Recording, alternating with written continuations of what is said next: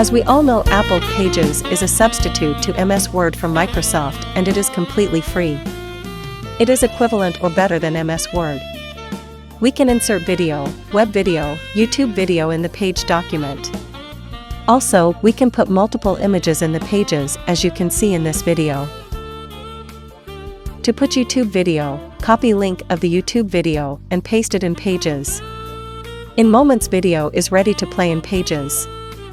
For images, just copy images and paste in the image insert box.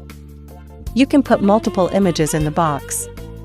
One can share this page across the devices and can be seen only in Page document in iPhone or iPad. This does not work with PDF documents. Just give a try and see for yourself. Thank you.